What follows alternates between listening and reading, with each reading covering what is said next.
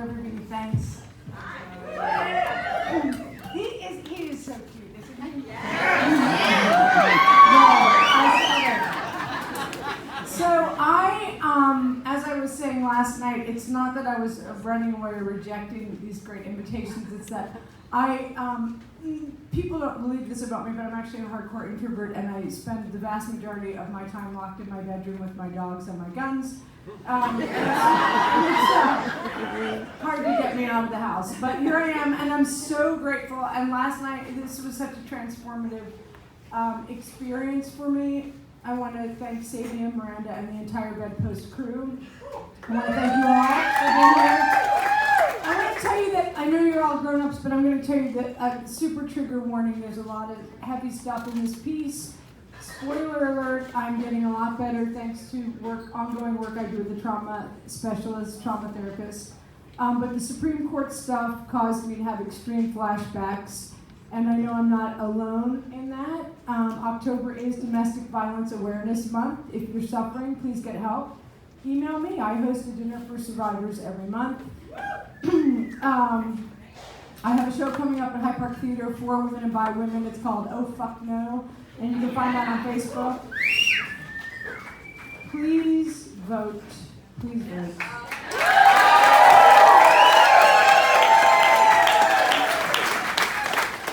And my last two little bits of preface here are, it is true that as you'll hear, I rent my ranch out for weddings, funerals, bar mitzvahs, and sex parties, so if you need a venue, I might be able to help you out. And I'm really looking forward to Nikki helping me switch teams. This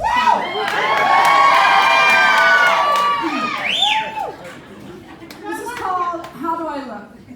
Darth flipped across my radar one steamy summer day, a first hello fast giving way to a blur of flirty words and adolescent seduction, signal growing stronger with each incoming text. I knew he was troubled. I knew he was trouble. The friend who introduced us said as much, warned me away. But trouble is my passion. Trouble pulled me in. Darth swirled around me, a tornado of doom, proclaiming he wanted to be my next big mistake. Texts led to phone calls, the conversations lasting hours, and while I waited a full 6 weeks before giving in, beating my typical record for hopping into bed, which is about 2 hours into the first date, give in I did. You know about the frog in the water that slowly comes to a boil? How the frog adjusts and adjusts again until he is boiling too late to hop out to save himself? You know about the other frog, the one that gives the scorpion a ride on his back with the scorpion promising not to sting him, and then stinging him anyway, explaining with a shrug of his little scorpion shoulders? Can't help it, my nature, he says to the foolish frog howling in pain. Me? I am the frog in the hot water with the scorpion on my back. This is how I do things. I fill the pot myself, I set the temperature on high, I dab Uja scorpion pheromones at every pulse point, and then I wait. Later, much later, way too late, I cry and I cry and I cry. Bemoan my heart when it explodes, point my little rigor mortis frog finger at him, scream into the blackness, you did this to me, this is all your fault. But let's be real. I hopped into that pot of my own accord. Dick is my downfall.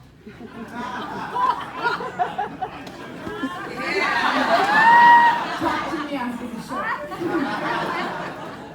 At first, he swings his mighty cock like a champ, knows the words, the moves, the rhythms.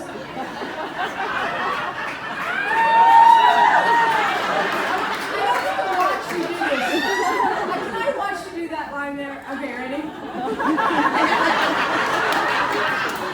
Dick is my downfall. At first, he swings his mighty cock like a champ.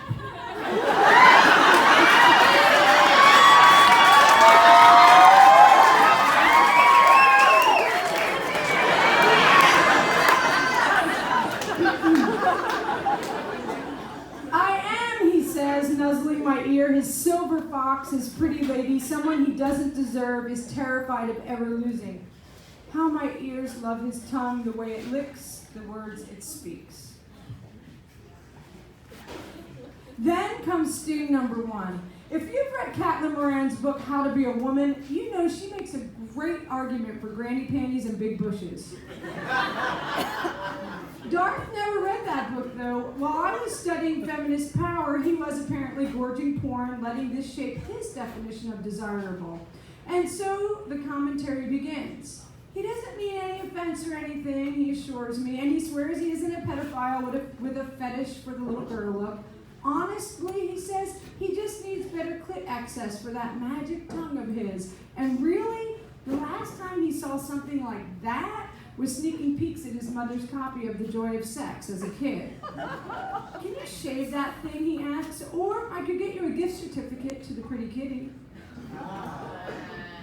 Inwardly, I recoil, but I do not hop from the pot. Out comes the razor, then off I go to Victoria's Secret, my feminist mind, heart, and crotch bristling even as I pile upon the counter the thongs, the demi-bras, the flimsy bits of nylon made by third world garment slaves. Occasionally, these efforts net his approval. Mostly, they go unnoticed. One day, he eyes my body, faux casually says, "You've really blown up." And then, upon seeing the pain on my face, well, I guess I just ruined the weekend. His shaming commentary ruins far more than the weekend. I tell myself, do not internalize. I internalize. After more than 50 years of working my way to something like self-acceptance and a borderline genuine fuck you attitude at how our society demands women aim for anorexic hips, I crumble, take his words to heart. My eating disorder, dormant for years, roars awake.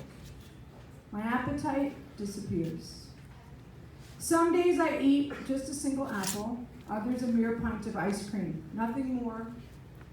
The hunger, the sugar, these make my mind as crazy as any words coming out of his face. 40 pounds cascade from my body. Weight I lose not so much to please him as I do thanks to the anxiety his words induce. As the pounds fall off, irony abounds. Everywhere I go, people declare my new look amazing. Unwitting, they feed the beast of my unfeeding, reinforce our culture's ridiculous definitions of women and beauty.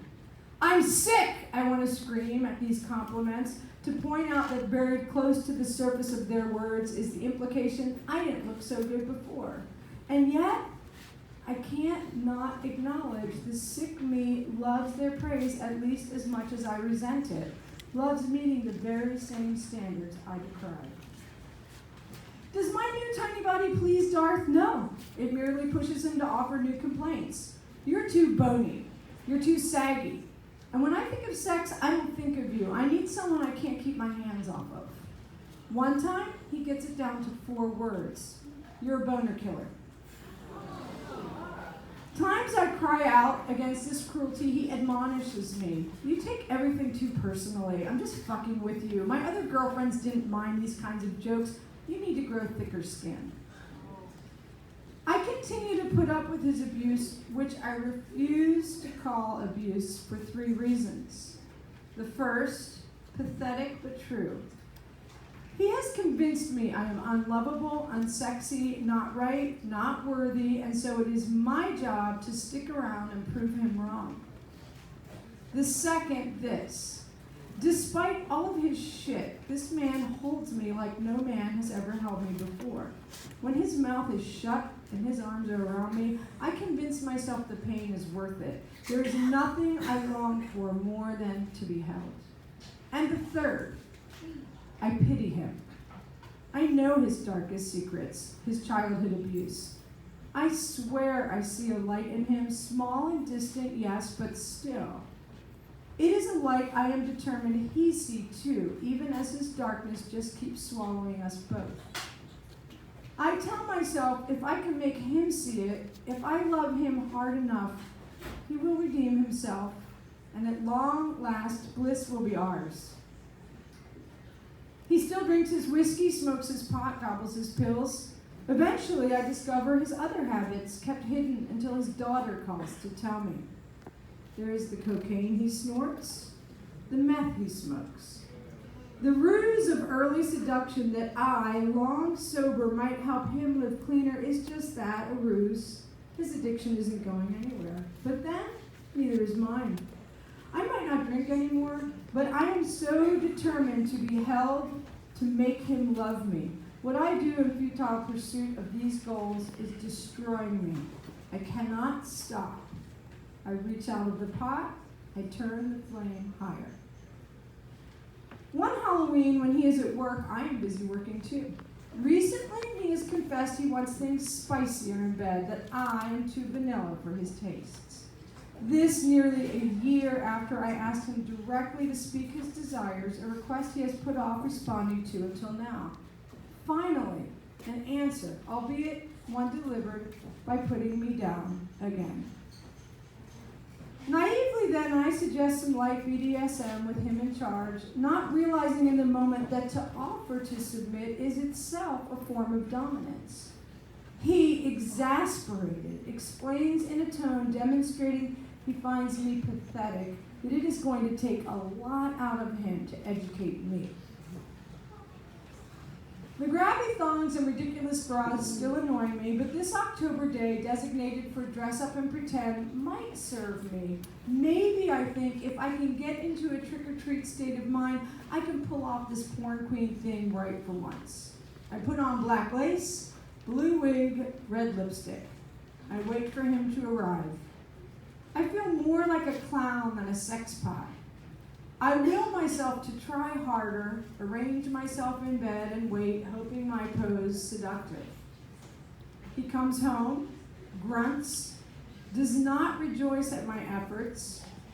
I wonder when he will take off his pants, whip out that dick, thank me with 100 thrusts. Instead, he broaches a new topic.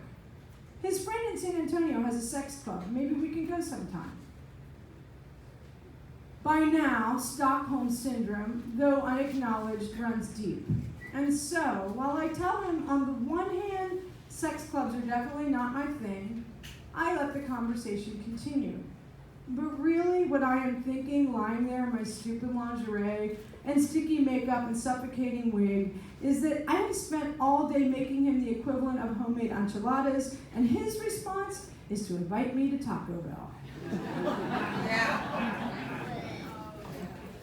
I suggest a compromise. Mention that some kink friends have rented my ranch for a party, and maybe we can go to that perhaps being amongst friends in this foreign landscape will broaden my mind. This annoys him, and he, pouting, says, just forget the whole thing.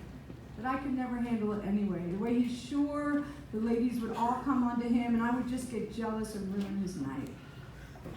Only much later will a kink friend explain that he refused a group grope in a crowd of my friends because he wanted to put me in a room full of strangers hoping to humiliate me.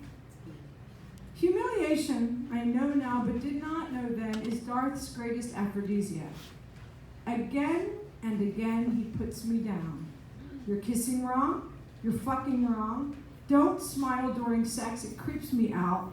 And then, as I shrink some more, inside and out, the kicker, your insecurities are really unattractive. One afternoon, he is on top of me, with no warning, no prior discussion, and certainly no consent. He hauls off and hits me in the face. My ears ring. I say nothing. I am so confused. Is this my fault for not clearly specifying face hits are not okay?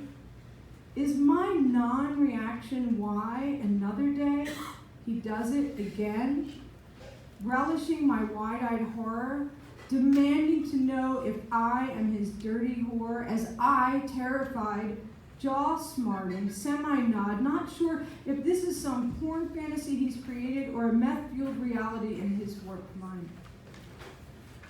I am still in the pot, though. Not even this startling physical violence enough to boost me over the edge where I might hop away before it gets worse. Instead, I push away the pain, relegate it to memory's deepest recesses. He finds a new way to turn up the heat. It's the end of a long weekend together, and we are lying in bed talking. It has been a mostly shitty few days, him as ever showing up hours later than promised, us arguing, then eventually calming down. This aided for him by queuing up a porn, his favorite kind, a biracial gangbang, a half dozen big black dudes penetrating a skinny white blonde in every way imaginable. He watches her, not me, as he shoves it in. I am a piece of meat, a blow-up doll. It's sloppy and about as intimate as picking up dog shit. He comes, pulls out, says matter-of-factly, I guess I needed that. Afterwards, we talk about attending a concert.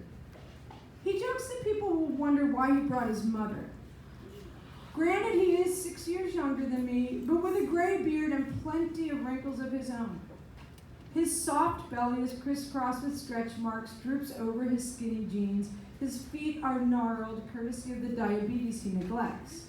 I have not ever complained about these things. I have only ever loved this body of his, so trashed and broken that more than once I have had to assist him walking to the toilet, to help him out of bed, and sometimes up off the floor.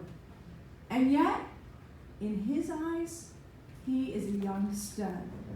Me, I am no longer his silver fox, just a hag who embarrasses him, an overcooked frog. Again, I recoil, but the scorpion has already stung. I cry out in pain. He persists. Have you ever thought about dyeing your hair and wearing makeup to look younger? A week later, he dumps me because he says I have driven him away with my low self-esteem. Months later, I learned this truth. He'd been cheating. His other girlfriend, 14 years my junior, hair dyed, face made up, a fresher target for his abuse, moved from side project to shotgun seat as I am too worn down to put up enough of a fight anymore, and it's the fight that makes him hard. 2 therapists and a shit ton of Googling bring me a little cold comfort in the wake of his departure. Not cold enough or comforting enough to save me from death by boiling, death by so many stings. But there are psychological theories to contemplate. I like this psychology stuff. I need the helicopter of these notions to fly in and pull me from the water. I'm dead already. My heart is destroyed. But if nothing else, I want to give it a proper burial. Apparently, Darth and I are nowhere near unique. The shrinks say we are the perfect storm of anxious attached and avoidant attached, neurotic programming set in motion when we were children. He, narcissist extremist, puts me down to push me away, and because he is terrified of love, and I, feeling abandoned, dash in, crying for more. Avoidants love insulting their partner's bodies, a way to maintain control, to convince themselves there is some perfect other out there, and you are not that one. And the anxious, like me, we will do anything, for a mere morsel of ever-dwindling attention. For months after the breakup, I cry most days. I cry with the grief of missing him, and I cry with the grief of knowing how wrong, how fucked up it is to miss him. I cry when I look in the mirror at my frog bones, count my ribs, look away in anguish.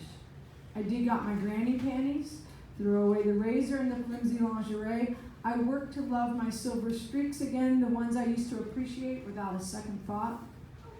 I look at the wrinkles, the sags where the fat once filled me out and made me juicy and delicious. I hate him so much. The scorpion is long gone, but sometimes the phantom pain of past stings rises up. Still, I make myself get up, go into the world. I run into people who have not seen me in ages. They barely recognize me. I understand. I barely recognize myself. They take in this new me. The compliments come pouring in. I fight off wincing. Thank you, I say, and then I walk away.